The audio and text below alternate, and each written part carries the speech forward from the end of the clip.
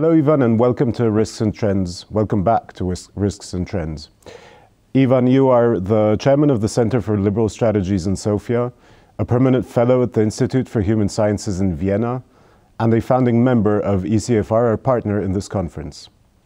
I've invited you because I feel we need to talk about the intersection of media, information, and democracy. And if I could, I'd start with a warm-up question, something that I think you might like talking about. What do you think is the state of Western liberal democracies today as we speak? And are you an optimist or are you a pessimist? Listen, there is something common between the optimists and pessimists. They believe that they know how the future is going to look like. And I don't have this kind of a conviction. I do believe that the future is the invasion of the unknown. So from this point of view, I prefer to be hopeful than being optimist or pessimists. Why are you hopeful? What are the reasons for hope? And what might be the causes for worry? No, listen, on one level, basically the reasons for worry we can see everywhere. The level of, it becomes very difficult to govern these days. And this is very critical in also in the liberal democracies. So this is where my worries comes from, because you have liberal democracies in different parts of the world which are dysfunctional, highly polarized, and basically people are very much kind of worried what is going on there. On the other side, I do believe that people are not ready to allow anymore anybody to take decision on behalf of them. And the idea that we have rights and we basically have the right to defend our rights is something that is so much taken for granted in the modern world that simply moving to the kind of a pre-democratic standards of government is impossible. So from this point of view, I do believe that the idea of democracy is doing better than the actual democracies. Okay. I want to ask you about trust. I believe we are living through an acute crisis of the traditional media. I think information has become very democratic, but this has also sparked many undesirable effects. On top of the problem with trust, there's a problem of relativity where everyone is an expert. And finally, information is becoming a rare and expensive commodity. So I would like to ask you if you perceive these processes as something that should worry us, and what do you see as the silver linings to this situation? No, I do believe it's worrying, because one thing that has kind of disappeared is a slightly more unified public space, in which people basically have a different interpretation, but at least they agree on facts. This is not the case anymore. So paradoxically, the democratic governments and basically liberal democracies are becoming the victim of the democratization of the public life. And this is not only about political power. You can see it also on the medical power. When you have one doctor in the village, you either trust him or mistrust him. But now basically with a much more access to information, with the possibility to have a second opinion, a third opinion, a fourth opinion, you have the feeling that you're the doctor. And one level, this mistrust is empowering people. Listen, we know also in our biography a moment in which people are paying a very high paying price for trusting the governments too much. Anything that you were told. And so there was a moment in which this mistrust was extremely empowering. The fact that you can have a second opinion of your health situation quite a lot of times basically saved you of certain things that you didn't want to happen to you. But we reached a level in which the level of mistrust became totally generalized. We start with the mistrust. Okay. And this makes it very difficult. And I do believe this mistrust is disempowering people. In a certain way, if you don't trust anybody, you cannot achieve anything. And this is the most important. So what is the way forward with this? Do you think there is a way of rebuilding trust, or is this something that we're going to have to work around because now trust is out the window anyway? Listen, I always believe that in a certain way, at least democracy is a type of society is about self-correction. So the way people now have fall in love with mistrusting governments or any type of authority, at some point you're starting to understand that this is also a dead end. And even the pandemic was one of the ways to understand this, because there's a certain moment in which somebody should take decisions. And when the decision is taken, better to follow them, because if everybody decides to be the government of his own, then we are going to have a problem. So as a result of it, I do believe we reach the level in which more and more people start to realize that mistrust is a problem. But here is the story. When we told and called mistrust as a problem, this is like with disinformation. Have you ever met a person who believes that he himself or herself is the victim of disinformation? Normally, we believe that disinformation, this is the others that are the victim of disinformation. Even more, disinformation became the way we try to explain ourselves why otherwise reasonable people do not think like us. And this is also about mistrust. We believe that we are fine and we are trustworthy, but the problem is that others are behaving irrationally. Most probably a major kind of a societal crisis in which the reality bites and which shows the cost of mistrust is going to change this. But it is not going to be easy because, as we talked in the beginning, the media space and the social media is so fragmented that in a certain way, informationally, we're living in a different worlds. And from this point of view, this is a very different situation than the one that we had before. And looking at media as such, do you think, before I ask you what you think, I'd just like to say that I believe that we're in a reckoning moment. We're in a moment where media is changing and is changing very fast. And I think in a couple of years, we're going to live in a completely different media environment. The question is, what will this media, do you agree? And what will this media environment look like? I mean, do you think we're going to still have big media legacy corporations, or do you think it's going to be totally fragmented? I mean, where is this heading? This is quite interesting because from this point of view, it's interesting to see what basically happened on other markets, not on the markets of information. And there was a moment in which we have a huge fragmentation, many small companies going here and there. But after that, you basically have a lot of big kind of a companies starting to dominate. And I do believe we start to see this very much also on the media sphere. And the major story is that before we said, for example, internet, there are no gatekeepers. They are gatekeepers, obviously. What has changed is that before the government was the major gatekeeper, and now this is much more private companies, the big technology companies and others that are starting to do this. And in my view, the major question is there going to be a political decision of who is going to be the gatekeeper? Is it going to be a private company or is it going to be governments? Well, I think this moves us perfectly onto the next theme that I wanted to talk to you about, and that's technology. Touching especially on what happened at the beginning of January in the United States, looking at the events in Congress, at Donald Trump's difficulty with leaving office, if I could call it that. Do you think that the fact that big tech, so basically the gatekeepers you were talking about, erased or tried to erase Donald Trump from the digital picture, is this a good thing? Is this the way to go? Does this worry you? No, I'm not one of. I do believe that what basically Donald Trump did was very much wrong, because he challenged the most important institution in any democracy, and this is elections. And it was quite clear that these elections were not just organized by the other party. In most of the cases, it was organized by his own party, his own governments, and so on. So from this point of view, him challenging the elections, in my view, was totally wrong. And I'm among those who believe that he lost the election fairly. But I don't believe that this is absolutely normal for a private company to decide and to cut the democratically elected leader of a country. And here is the major story, because if you see the debate, and particularly if you see the debate on a much more theoretical level, it looks like this. On one level is the freedom of speech. On the other is the freedom of association. The freedom of speech means that all opinions, which are not openly criminal, has the right to be represented in the public space. The freedom of association means that this is true in general, but every media can decide what kind of opinion they want to represent. And nobody, for example, can enforce Polityka to put something that you don't like.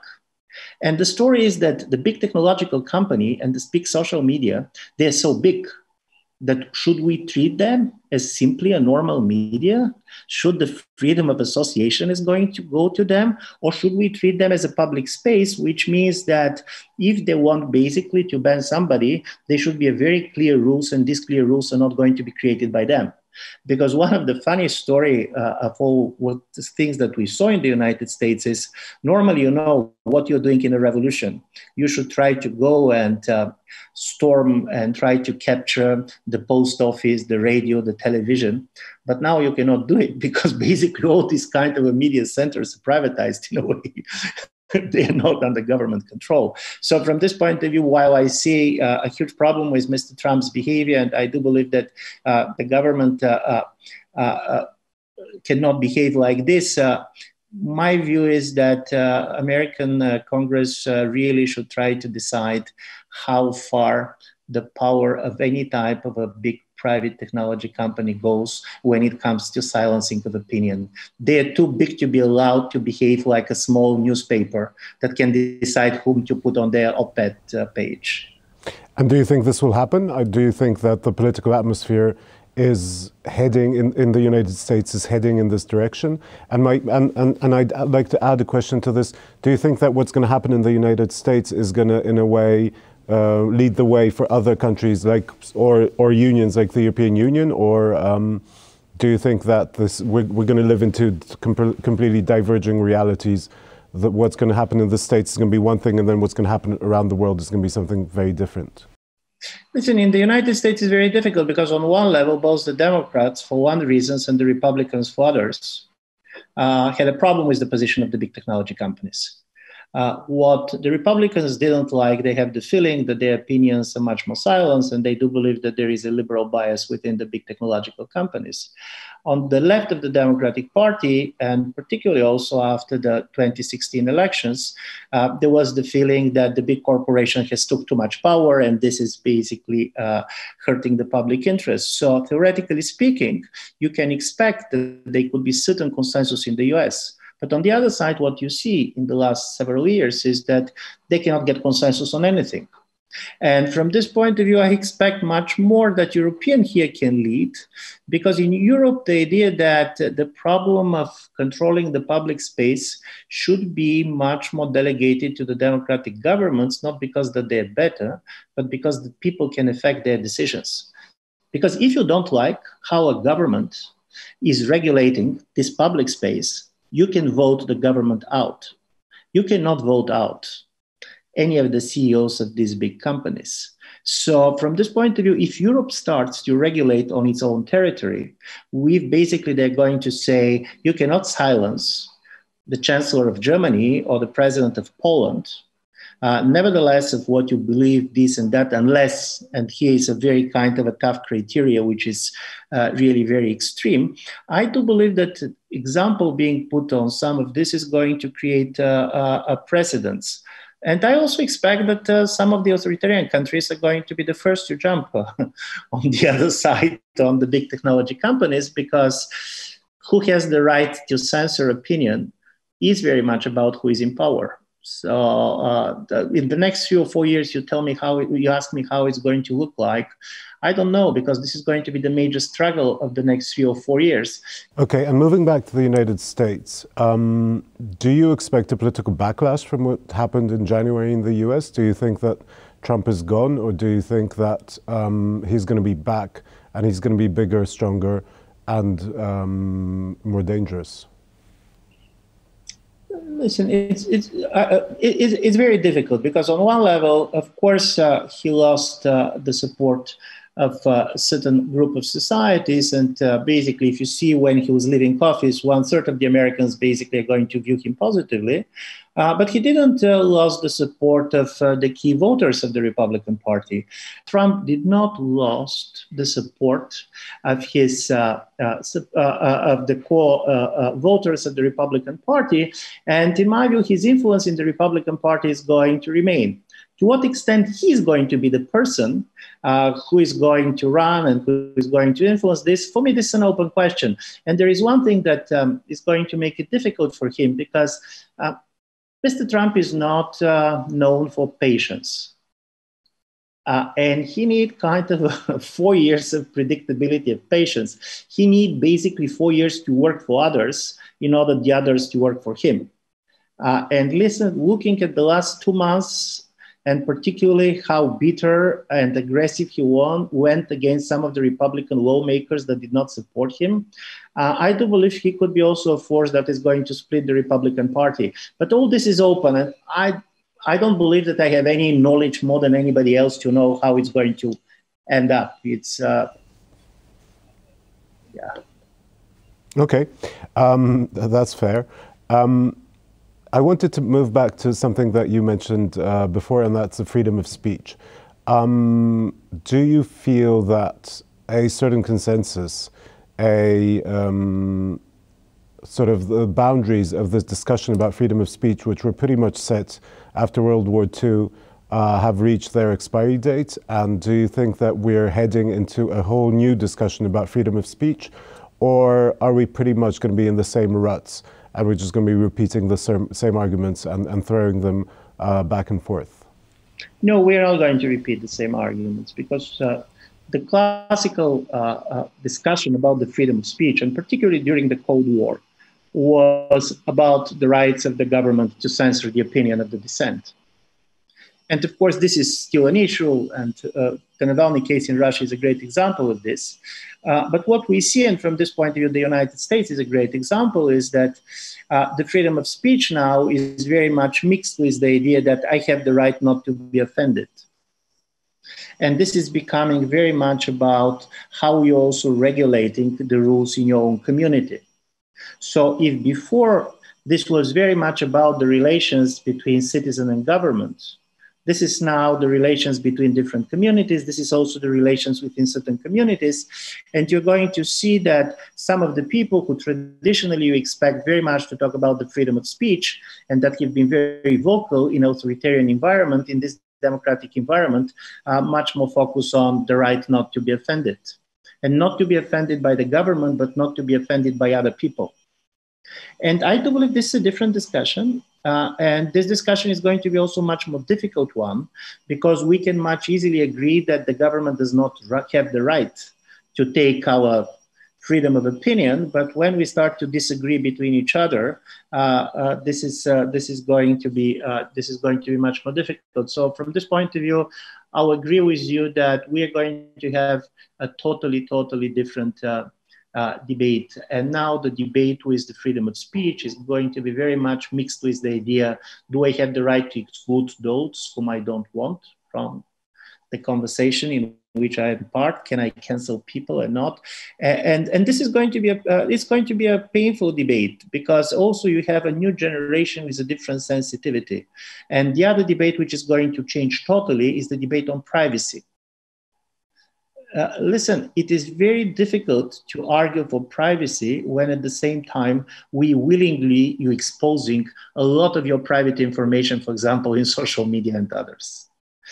So our sensitivity about privacy is also changing a lot. And so from this point of view, I do believe it's different. It's going to be generational, and it's going to be based on a different experience. At least the younger people have a totally different experience than we had on this. I think I need to ask you where you think this will go. I mean, I agree with sort of the groundwork that you laid out for this discussion, but I keep wondering in which direction it's going to head. I mean, where will this take us? At least in a imaginable, say, I don't know, 5-year perspective. I mean, are we going towards a world where everybody can say everything, and we're gonna basically give up on this conversation, or do you think we're gonna start trying to gate discussions and views as strongly as possible? No, this is a great question. There was a children's book which was telling the story of some ward who got out of the room, jump on the horse, and ride off in all directions at the same time. And my idea is that in different parts of the world and in different communities, it will go in a different ways. So from this point of view, I don't believe that they're going to be a common trend. And it is going to be based on several things. One is that, yes, now, because everything can be said somewhere easily, this paradoxically creates a situation in which you can say anything, but nobody is really interested in what you're saying. So from this point of view, the power of your voice very much starts to be depending on the risk that you're taking for doing this. Why people basically are listening to Navalny and they're not listening for many others you have in the social media about this and that, because you basically see somebody who is ready to put his life on at risk in order basically to make his point. So paradoxically, the fact that the opinion can be very easily voiced disempowered them. On the other side is, of course, we can tell everything these days, but we cannot tell it everywhere. So this kind of a closed, gated communities, in my view, for a while are going to be a reality. For example, because you go into these conversations and in order basically to be allowed to be part of the conversation, you should silence yourself on certain type of an issues. And this is a big question, and I'm going to tell you where I see the kind of the biggest risk in this. There is a lot of psychological studies that shows that people easiest changing their opinion if the disagreement comes from somebody who belongs to their community. If somebody basically who believes that Republican, who believes that the elections were fair, can probably convince other Republicans the elections were fair. What the Democrats are saying about this doesn't matter, and the other way around. But we're creating a community in which dissent is impossible. In a certain way, the moment when you dissent, you're excluded from the conversation. And the dissenters are critical because at the end of the day, in my view, if there is a monument of democracy that should be built, it should be build the monument of somebody who is ready to change his opinion on the basis of the facts and the arguments who didn't know before. If people cannot change their opinions on the basis of the rational argument and the new information, democracy does not work, because we are back to a tribal society, but this time tribalism is not the tribalism of origin, but it's the tribalism of opinion. Nevertheless, of what you're telling me, this is not going to change my opinion. And if nothing is going to change my opinion, how you can have any type of consensus? So this is where, in my view, is the real story. And this kind of disappearance of dissenting voice, and this disappearance is on both sides of the political spectrum. To be honest, this is not that only Republicans are saying that the elections were unfair. There was a lot of Democrats who basically believed that Trump was illegitimate because of Russian interference or this or that. So how to nourish a situation in which dissenters are not killed in the moment they enter the conversation? In my view, this is the most important. Doesn't this take us back to the issue of media and maybe public media? Or because I'm looking for recipes. I totally agree with what you said, but I'm thinking what we should do with this and how can we create a space in which we would be able to change our opinions. And I'm a huge fan of listening, and I'm a huge fan of making up your opinion based on facts and on arguments. But I think the world in which we're living is heading in a different direction, especially with gated communities, which you talked about, with different social media, which are popping up, with social bubbles, blah, blah, blah. So I'm looking for ideas of how to nurture a space, how to build a new public debate in the 21st century. Do you have any ideas, any clues as to which way we should be going in? No, I have a clues what probably we all can do individually. I don't have a kind of a general answer to this question.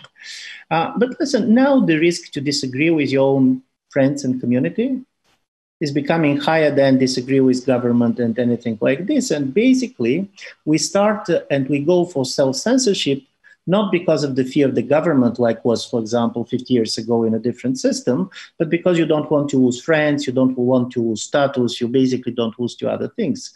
And I do believe that particularly people who are very much in shaping opinions should take the risk basically to disagree with their own community of opinion when you believe that it's not true or you go too much. And we should stop basically asking the question how this can be used by the other side. Because this is the major story that silences people. I don't want to make an argument which is going to be weaponized by the other side. Because the moment when we're doing this, we're becoming the other side.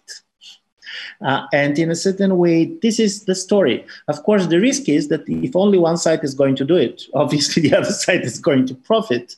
But in my view, as a persons who are part of this conversation, we should take this risk, because otherwise we're going to reproduce the status quo that we don't like. That's super interesting, and I think this actually takes us to Poland.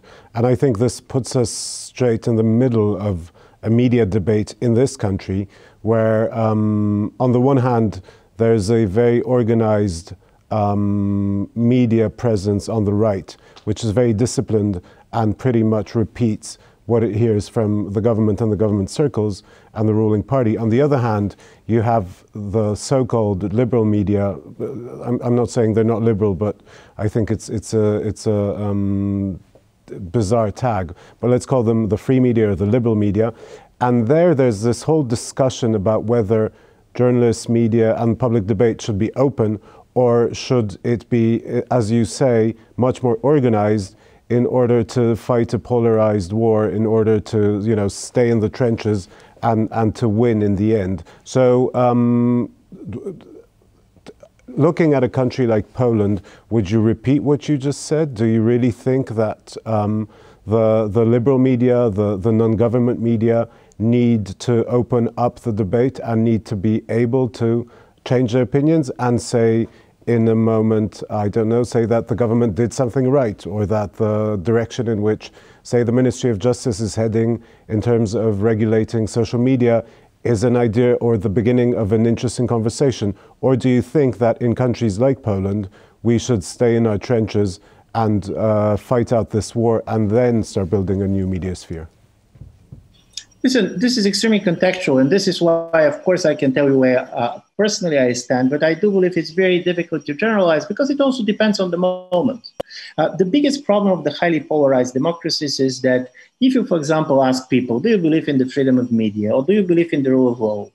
Big majority, in my view, sincerely, are going to tell you yes. But then the question is, are you ready to punish your party if they're going to break some of these norms? And people are going to tell you no. And they're saying, because the biggest threat for democracy is the other party winning.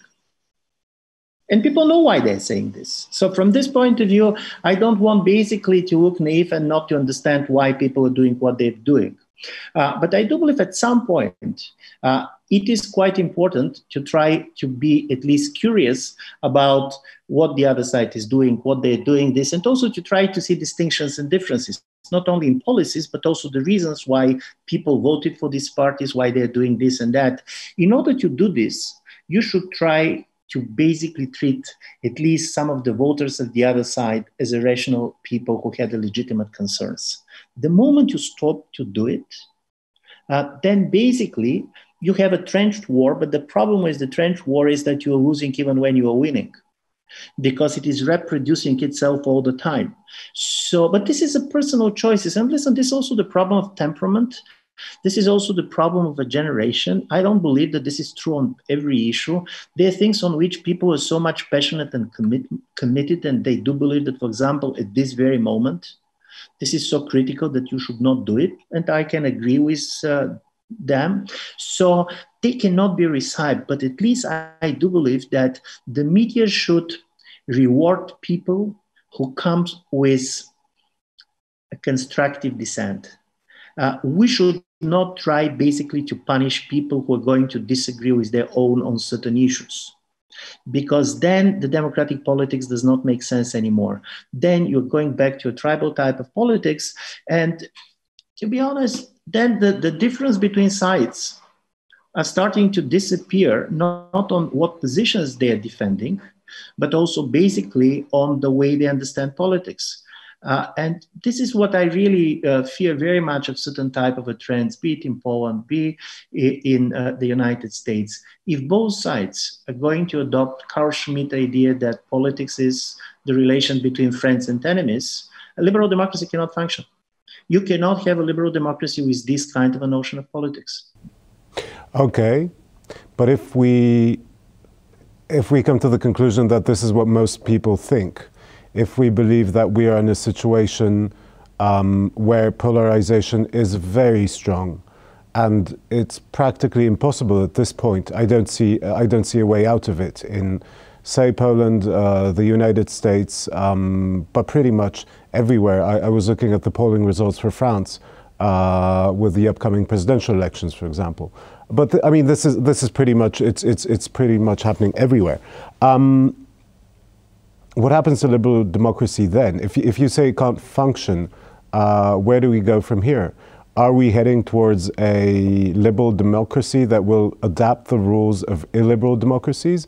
Are we heading towards a sort of authoritarian liberal democracy, which will say that if you disagree with us on climate change, then we will turn off your microphone? If you agree, and I'm talking about things that, from my perspective, are facts. If you disagree with us on the need to vaccinate, we're going to turn off your microphone. If you disagree on, I don't know, schooling people outside of the educational system, do we turn off the microphone? But listen, the problem of the turning up the microphone is easy. The problem was how you're going to turn up the people going on the street. And one of the things which in my view is quite important is to understand that why people are very much polarized in two camps. The intensity with which they defend their ideas is different. I don't believe that, for example, Democrats can change basically the attitudes and the opinion of a die-hard voters of Mr. Trump. I don't believe that everybody who voted for Donald Trump is a die-hard Trump voter. Obviously, there are also certain things that they worried them and they didn't like about Democratic Party here and there. And it makes sense to basically be interested, even if this is 5 or 10% of the people, because this 5 or 10% are the one that basically are making a difference, and not simply in electoral terms. These 5 or 10% who voted for Trump are the one to change the opinion of others. Because the moment, for example, the Republicans understand that they're losing this 10%, they should try to change their policies to do this. For example, just to give you a classical example, anti-immigration politics worked well for Trump. And for good reasons. There was a lot of people, never in its history, America, I mean in recent history, in the last 50, 60 years, has such high number of people not born in the United States basically living there. So at the same time, you can see that on one level, the Republicans, for example, 20 years ago, when George W. Bush was running, got a lot of the Latino vote, almost 40%. And now with the anti-immigration policy, they're losing it. So they're facing a dilemma. The number of the Latino voters in the American electorate is rising.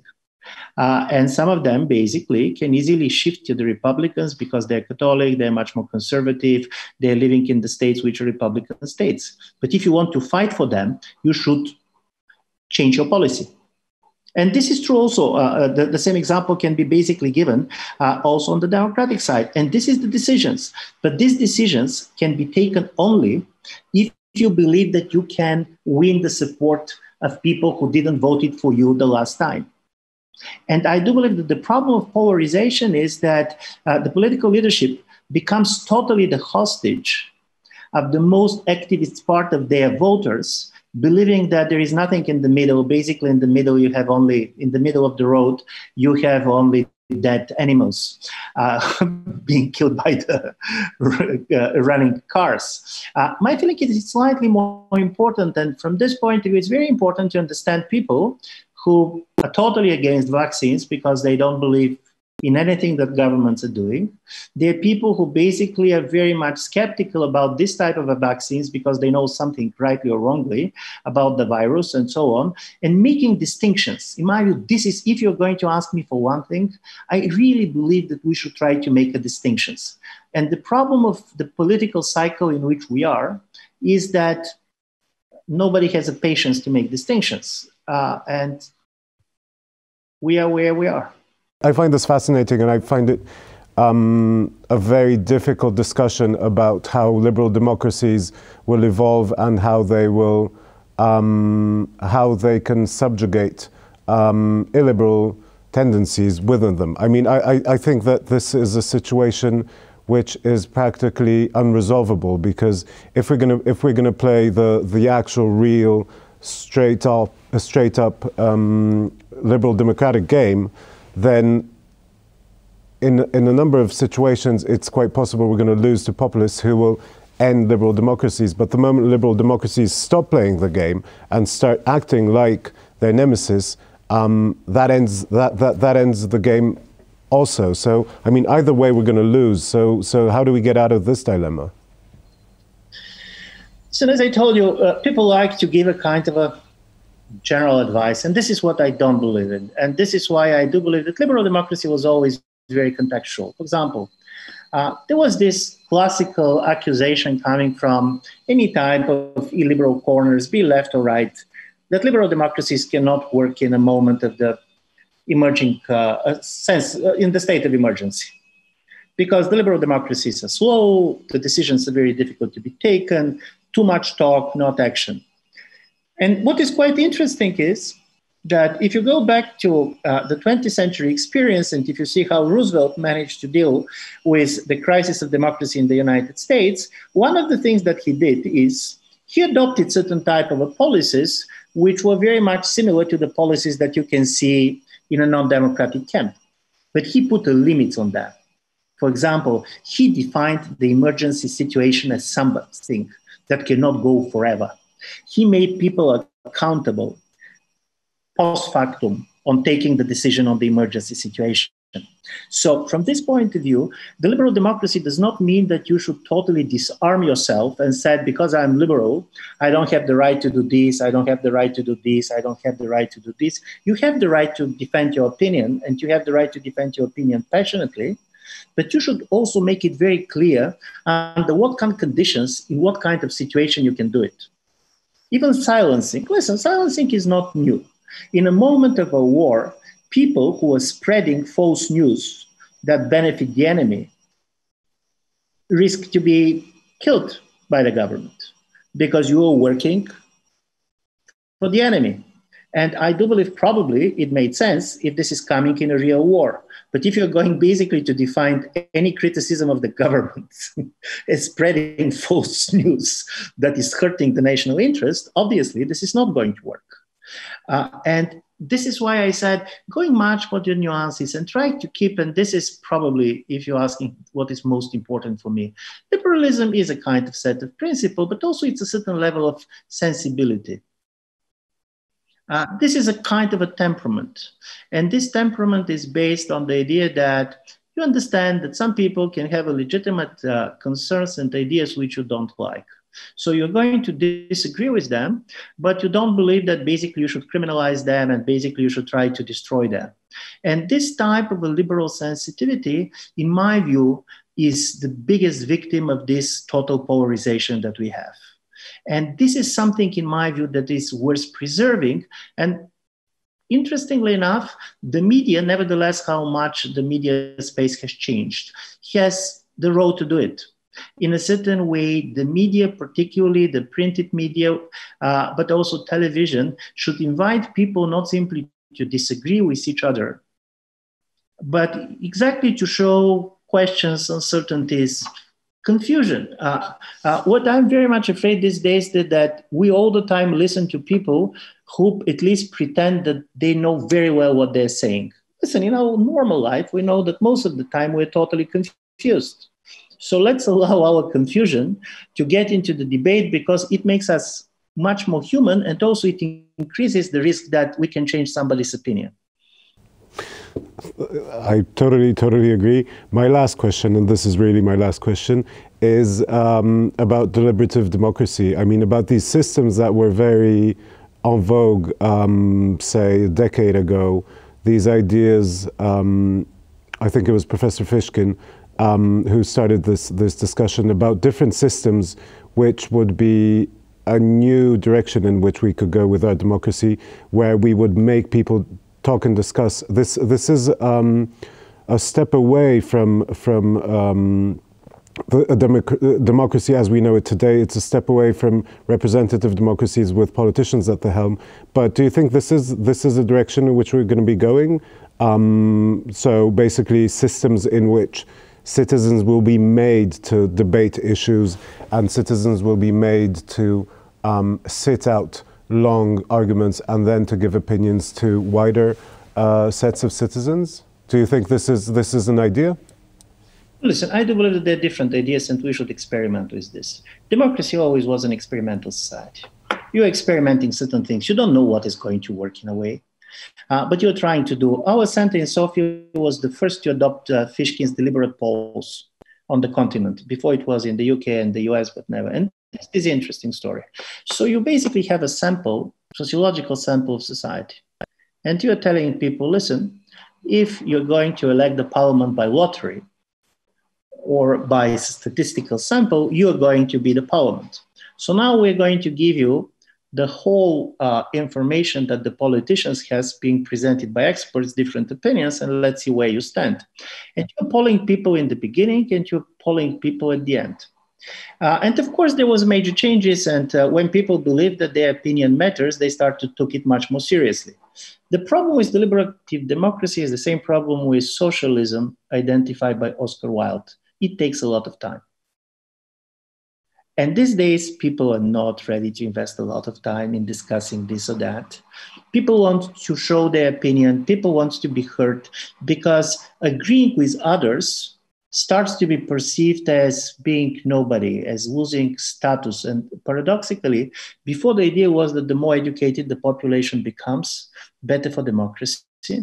But now every educated person tries to show that he knows better than anybody else what is going on.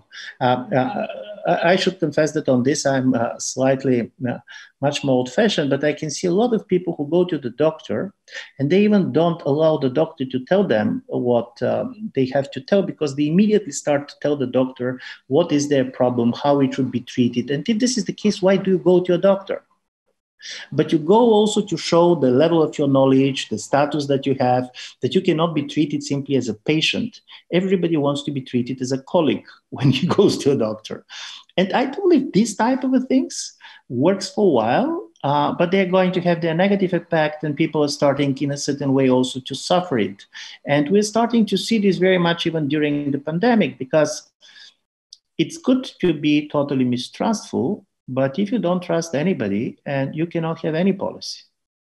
And I do believe that this is a moment to understand the cost of a generalized mistrust.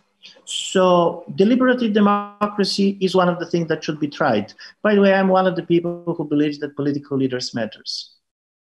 Because when you don't trust anybody, it's much easier to trust a person than an intellectual framework or ideology. The person's is trust also because of the fact that he takes personal responsibility for certain things. So all these things matter, but democracy is going to change. I don't believe that liberal democratic institutions in 20 years are going to be the same they're now, because one thing that has changed dramatically is the time of decision-making. Ivan, thank you. It's really an honor to be able to ask you these questions and to be able to listen to what you say, because I have to say that even if not necessarily and not always you know exactly what's going to happen, from my perspective at least, I seldom find people I talk to who I'd agree with in so many ways, and not because I'm thinking what you're thinking, but because the way you frame it and the way you argument your views just, buys me. So thank you very much for this opportunity. Thank you for this conversation. I hope that you're going to come back to us and we're going to have this conversation as often as possible. Thank you very much. Thank you.